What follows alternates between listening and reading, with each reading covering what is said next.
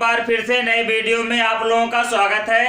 बच्चों, आज class 12th के केमिस्ट्री के पूरे सिलेबस से वे इम्पोर्टेंट प्रश्न लिए गए हैं जिनसे बोर्ड एग्जाम 2023 में आने की संभावना है।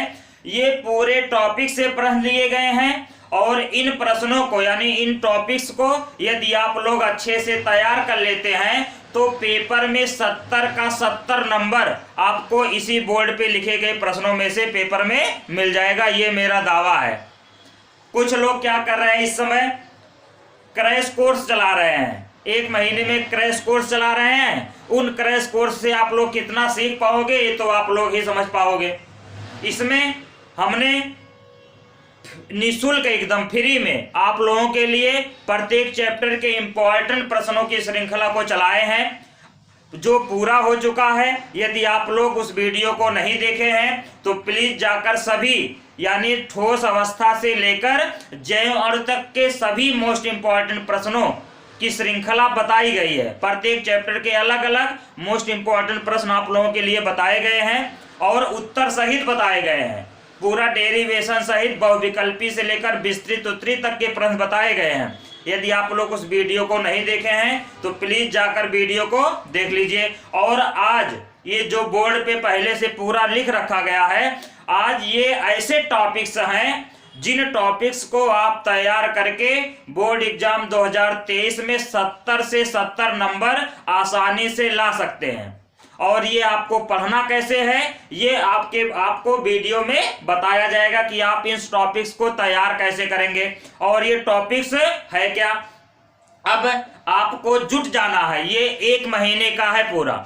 ये जो बोर्ड पे लिखा गया है 1 महीने की तैयारी के रूप में लिखा गया है। अगर 1 महीना पर डे 2 से 3 घंटा आप पढ़ाई कर लेते हैं तो ये मेरा दावा है कि आप 70 में 70 नंबर पेपर में हल करके आएंगे।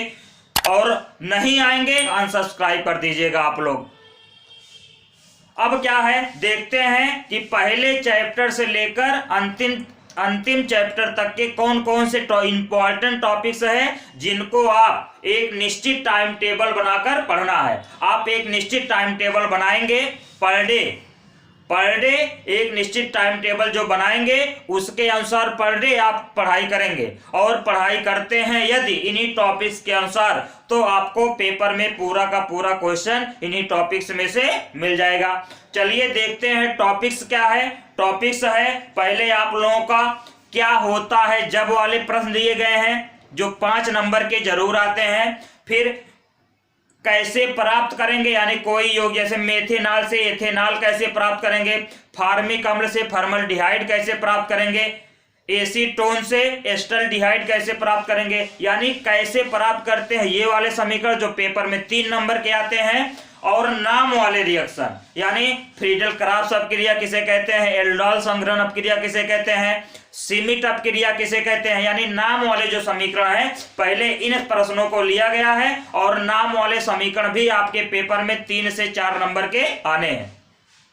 तो पहले इन प्रश्नों को लिया गया है। फिर प्रत्येक चैप्टर यानी विलयन ठोस अवस्था से कौन से इंपॉर्टेंट प्रश्न आपको तैयार करने हैं, फिर विलयन से, फिर वैद्युत रसायन, फिर रासायनिक बलगतिकी, ऐसे प्रत्येक चैप्टर के इंपॉर्टेंट प्रश्न को हम बोर्ड पे लिख रखे हैं। आप लोग को समझाते हुए हम चलते हैं और आपको ऐसे वीडियो में ये भी बताया जाएगा कि इन प्रश्नों को आप कैसे तैयार करेंगे। चलिए देखते हैं प्रश्न क्या है। पहला प्रश्न दिया है क्या होता है जब में पहला प्रश्न है सिल्वर नाइट्रेट के विलयन में फास्फीन गैस प्रवाहित करते हैं। अमोनियम क्लोराइड को बुझे चूने के साथ गर्म करते हैं। फॉर्मल्डिहाइड की अमोनिया से क्रिया होती है। फार्मिक अम्ल में फेलिंग विलयन मिलाया जाता है। ये क्या होता है जब वाले सब प्रश्न है और इनके समीकरण को आपको लिखना है।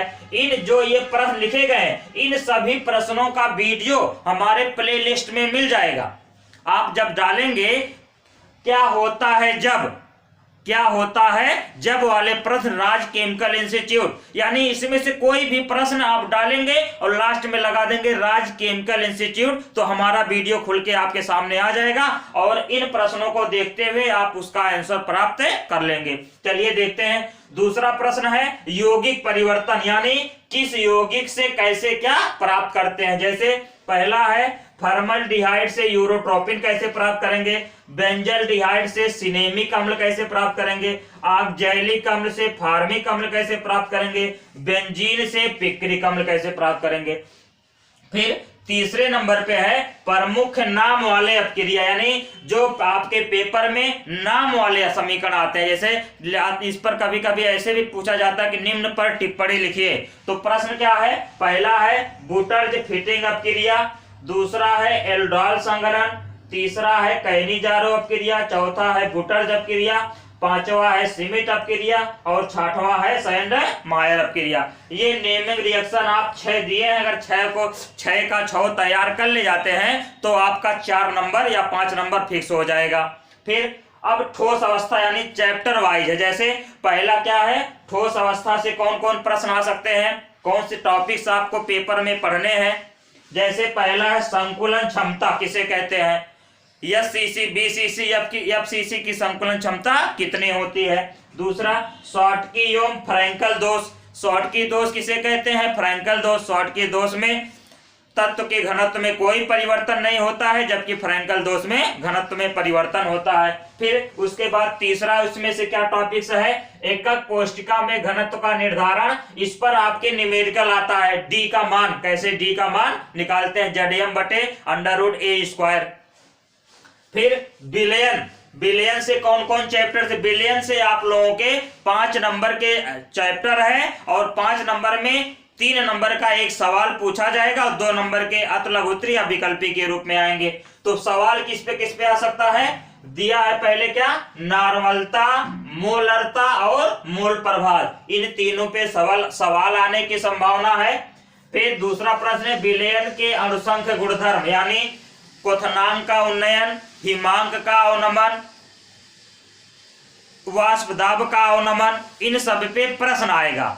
फिर है परासरण दाब का निर्धारण, यानी वर्कले हर्टले विधि द्वारा परासरण दाब का निर्धारण किस प्रकार करते हैं, ये चित्र सहित वर्णन के रूप में आ सकता है। फिर वैद्युत रसायन से आपके कौन से टॉपिक्स तैयार करने हैं, कोल राउस का नियम, फैराडे के वैद्युत अपघटन संबंधी फैराडे के 2 नियम है, जिसको हम फैराडे का प्रथम नियम कहते हैं और द्वितीय नियम कहते हैं। फिर सेल का विद्युत वाहक बल यानी EMF निकालना है, किसी भी सेल का क्या निकालना है, EMF, इस पर सवाल आपका आता है। चौथा है रासायनिक बलगतिकी, हाँ ध्यान देना, आपके विलयन चैप्टर से और रासायनिक बलगतिकी चैप्टर से, इन दोनों चैप्टर से न्यूमेरिकल जरूर आएंगे आपके बार पेपर में, और इन दोनों चैप्टर के न्यूमेरिकल को आप अच्छे से तैयार कर लेना। और इसका वीडियो आपको प्लेलिस्ट में मिल जाएगा, वहां देखेंगे तो प्रत्येक चैप्टर के किस टाइप के न्यूमेरिकल पूछे जाते हैं, आप वहां से तैयार कर लेंगे। फिर अगला क्या है, अभिक्रिया, रासायनिक बलगतिकी में अभिक्रिया की कोटि तथा आणविकता में अंतर बताइए। प्रथम कोटि की अभिक्रिया किसे कहते हैं, अर्ध आयुकाल पर सवाल, अर्ध आयुकाल पर भी सवाल आता है, यानी कोई अपक्रिया 50% कितने समय में पूरी हो जाएगी ऐसे, या किसी अपक्रिया के 50% पूरा होने में इतना समय लगता है तो उसका वेग स्थिरांक कैसे निकालेंगे, इस प्रकार के सवाल आते हैं। फिर पी ब्लॉक का तत्व, और इस पी ब्लॉक के तत्व में जितने टॉपिक्स लिखे गए हैं, इन्हीं पी ब्लॉक के तत्व में एक लॉन्ग प्रश्न आपका बनेगा, जो 5 नंबर का चित्र वाला प्रश्न बनेगा, और जिसमें है, जिसको हम प्रयोगशाला विधि कहते हैं, जिसको क्या कहते हैं, प्रयोगशाला विधि। अगर आप इन्हीं में से इन्हीं टॉपिक्स को तैयार कर ले जाते हैं तो 5 नंबर से लेकर 7 नंबर तक आपको पी ब्लॉक से मिल जाएगा।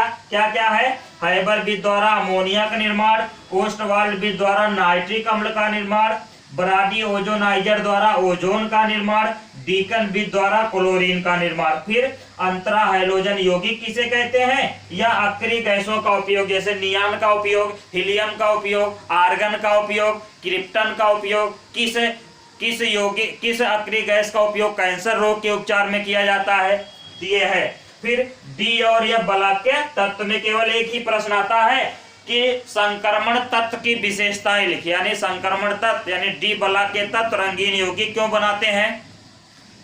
इनमें अनुचुंबकीय गुण क्यों पाए जाते हैं, ये सब डी ब्लॉक के तत्व से प्रश्न आएंगे। फिर है लैंथेनाइड संकुचन या एक्टिनाइड संकुचन किसे कहते हैं, यानी परमाणु क्रमांक बढ़ने के साथ साथ या ब्लॉक के तत्व में परमाणु क्रमांक बढ़ने के साथ साथ उनके आयनिक त्रिज्या में कमी होती है, और इसी समग्र कमी को हम लैंथेनाइड संकुचन, अगर एक्टिनाइड की बात होगी तो एक्टिनाइड संकुचन कहते हैं। फिर अब आप आएंगे उपसह संयोजन यौगिक में। उपसह संयोजन यौगिक में परिभाषा आता है, उपसह संयोजन संख्या किसे कहते हैं, ये विकल्प के रूप में आता है, या किसी यौगिक की उपसह संयोजन संख्या कितनी होती है।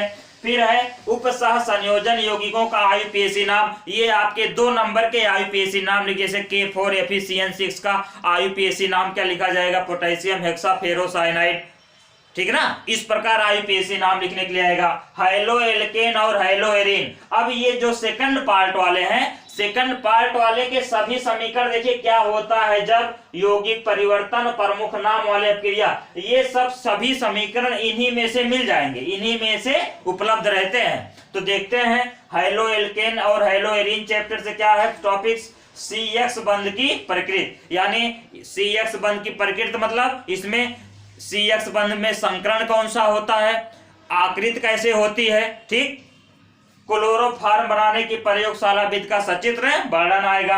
हाइलोफॉर्म अपक्रिया के, हाइलोफॉर्म अपक्रिया का मतलब है आप क्लोरोफॉर्म कैसे बनाएंगे, आइडोफॉर्म कैसे बनाएंगे, फ्लोरोफॉर्म कैसे बनाएंगे, ये आप पढ़ लीजिएगा।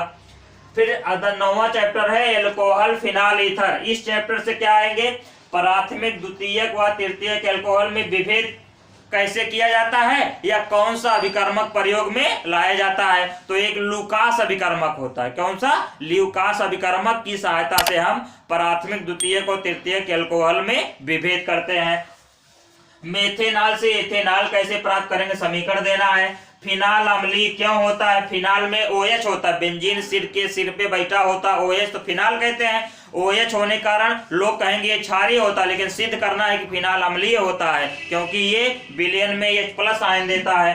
फिर डाई एथिल ईथर बनाने की प्रयोगशाला विधि का सचित्र वर्णन कीजिए, ये भी प्रयोगशाला विधि के रूप में विस्तार से 5 नंबर का प्रश्न आने की संभावना है। फिर अगला है एल्डिहाइड, कीटोन और कार्बोक्सिलिक अम्ल चैप्टर से क्या क्या है, फॉर्मल्डिहाइड बनाने की विधि का समीकरण देना है, बेंजोइक अम्ल बनाने की विधि का समीकरण और फार्मिक अम्ल बनाने की विधि का सचित्र वर्णन इतना है। फिर नाइट्रोजन युक्त कार्बनिक यौगिक, यानी इसमें क्या है, एथिलेमीन बनाने की विधि का समीकरण देना है, एनिलीन बनाने की विधि का समीकरण, प्राथमिक द्वितीयक और तृतीयक एमीन की पहचान कैसे किया जाता है, ये आपको याद करना है।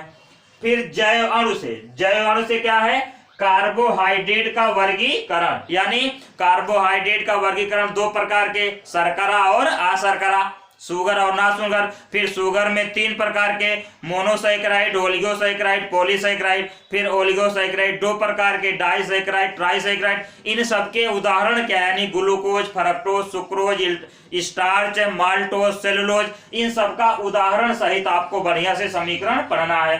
फिर ग्लूकोज का रासायनिक गुण, ये भी बहुत इंपॉर्टेंट है। ग्लूकोज के रासायनिक गुण में क्या है कि हम ग्लूकोज से ग्लूकोनिक अम्ल कैसे प्राप्त करते हैं, ग्लूकोज से सार्बिटाल कैसे प्राप्त करते हैं, ग्लूकोज से हाइड्रॉक्सिलेमीन कैसे प्राप्त करते हैं। सिद्ध कीजिए ग्लूकोज में 5 हाइड्रॉक्सी समूह उपस्थित होता है, या ग्लूकोज से ग्लूकोज पेंटा एसीटेट कैसे प्राप्त करते हैं। हम जितने समीकरण का नाम ले रहे हैं, प्रत्येक समीकरण यानी प्रत्येक चैप्टर का अलग अलग इंपॉर्टेंट क्वेश्चन का वीडियो आपको हमारे प्लेलिस्ट में मिल जाएगा। अब आप अगर उन प्लेलिस्ट के सभी वीडियो को पढ़ लेते हैं तो 70 का 70 नंबर कहीं जाएगा नहीं, आप पेपर में हल करके अवश्य आएंगे। हाँ, ये आपको तैयार करने के ऊपर है। फिर है पेप्टाइड बंध किसे कहते हैं, यानी जब 2 अमीनो अम्ल आपस में जिस बंध द्वारा जुड़कर प्रोटीन का निर्माण करते हैं उस बंध को पेप्टाइड बंध कहते हैं। प्रोटीन की प्राथमिक, द्वितीयक और तृतीयक संरचना का वर्णन करना है। चतुर्थ संरचना भी होती है, लेकिन इसमें से तीनों में से किसी एक का सचित वर्णन करने के लिए कभी कभी पूछ लिया जाता है। फिर लास्ट में क्या लिखा, वीडियो को अंत तक अवश्य देखें। अब आप लोग यदि वीडियो को यहाँ तक देख लिए हैं तो आपको बहुत बहुत धन्यवाद। अब आपको बात ये आएगी कि ये आपको तैयार कैसे करना है। ये जो बोर्ड पे सभी इंपॉर्टेंट प्रश्न जो लिख रखे हैं ये आप तैयार कैसे करेंगे। तो इसको तैयार करने के लिए आप क्या करेंगे, तैयार करने के लिए एक निश्चित टाइम टेबल बनाइए और उस टाइम टेबल को 1 महीने के अंदर इस प्रकार सेट करिए कि हम 1 महीने के अंदर इन पूरे टॉपिक्स को तैयार कर लेंगे। अब महीने में 30 दिन होता है और उस 30 दिन को 3 पार्ट में आप डिवाइड कर लीजिए, 3 पार्ट में डिवाइड कर लीजिए। प्रथम 10 दिन में आप सभी प्रश्नों को कहीं से नोट कर लीजिए, दूसरे 10 दिन में उसको बार बार पढ़िए और तीसरे 10 दिन में लिखकर याद करिए। इस तरह आप 30 दिन में पूरी केमिस्ट्री, मेरा दावा है, आप तैयार कर ले जाएंगे और पेपर में 70 में 70 नंबर आप हल करके अवश्य आएंगे, ये मेरा दावा है। अब यदि आप लोग पूरा वीडियो अंत तक देखे हैं तो आप लोग का बहुत बहुत धन्यवाद। इसमें आपका फायदा है, मेरा फायदा है। आप लोग चैनल को सब्सक्राइब करेंगे तो हमें मोटिवेशन मिलेगा, आप लोग वीडियो को लाइक करेंगे हमें उत्साह मिलेगा और इसी प्रकार इसी उत्साह के साथ हम आप लोगों से एक नए वीडियो के साथ फिर मुलाकात करते हैं। तब तक के लिए धन्यवाद। जय हिंद।